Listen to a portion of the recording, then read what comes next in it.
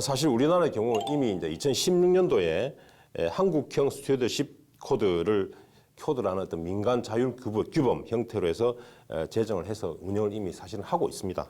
그런데 기관 투자자들이 주주권을 좀 소극적으로 사실 행사해왔던 게 사실입니다. 그러다 보니까 활발하게 활성화되지도 않고 있는 그런 상황이고 오히려 무용지물이다라는 비판을 받아왔습니다.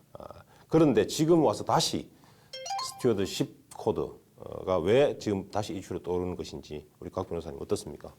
말씀하신 것처럼 예. 국내에 스튜어드십 코드가 도입이 안 됐던 것은 아닙니다. 그렇죠. 사실 도입이 돼 있습니다. 예. 그런데 문제는 이런 기관 투자가들이 소극적인 의결권 행사만을 여태까지 해왔기 때문에 예. 사실상 이 제도의 도입이 유명무실하다라는 평가를 받아왔습니다. 그런데 최근에 삼성증권 사태나 아니면 한진그룹 총수 일가의 문제들이 이렇게 이슈가 되면서 재벌 그룹들의 이런 지배 구조라든지 아니면 견제가 반드시 필요하지 않은가라는 이런 필요성이 제기가 됐습니다. 그리고 무엇보다 이런 삼성증권 사태나 한진그룹 사태 이후로 국민연금이 굉장히 피해를 입었다는 사실이 또 알려지고 있습니다.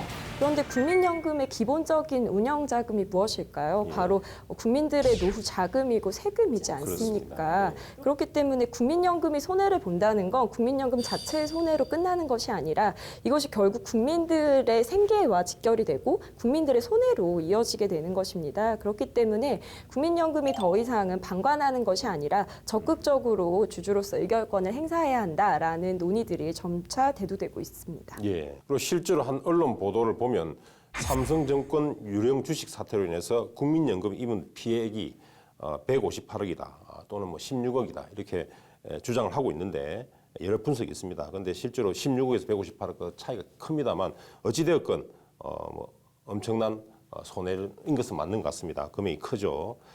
그래서 이제 2대 주주인 국민연금이 적극적인 주주권 행사를 해야 된다라는 여론이 비등해진 것입니다. 그래서 얼핏 보면 이제 우리 이런 문제점이 발생했을 때 스튜어드십 코드가 이제 아마 이 만병통치약 내지는 유일한 대안인 것처럼 논의가 되고 있는데 모든 제도에는 사실은 장단점이 있게 마련입니다. 자, 그렇다면 우리 권 변호사님, 네. 이 스튜어드십 코드 이것도 장단점이 있을 것 같은데 구체적으로 어떤 장단점들이 있을 수 있는지 말씀해 주시겠습니까? 네, 먼저 장점으로 둘 수 있는 것은 기업 지배구조에 대한 건전성을 강화하고 장기적으로는 주주 가치를 높일 수 있다는 것이 장점으로 예상됩니다.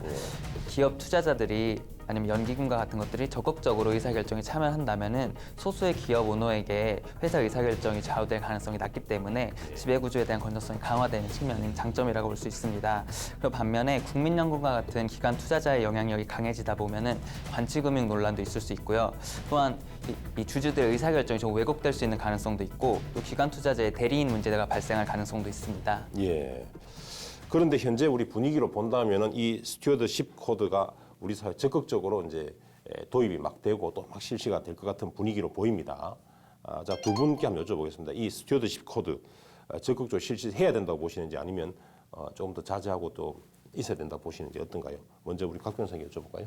네, 저는 이게 잘 운영이 된다면 예. 굉장히 적극적인 요소들 또 굉장히 좋은 요소들이 많을 거라고 예. 생각이 듭니다. 실제로 우리나라 기업 같은 경우에는 증시가 굉장히 저평가되어 그렇죠. 있습니다. 근데 외국에서 이제 우리나라 기업들의 그런 증시를 저평가하는 이유로 꼽는 것들이 두 가지 정도가 되는데 기업의 지배 구조의 문제를 꼽고 있고요. 또 한 가지는 기업이 주주 친화 정책이 좀 부족하다라는 원인들을 꼽고 있습니다.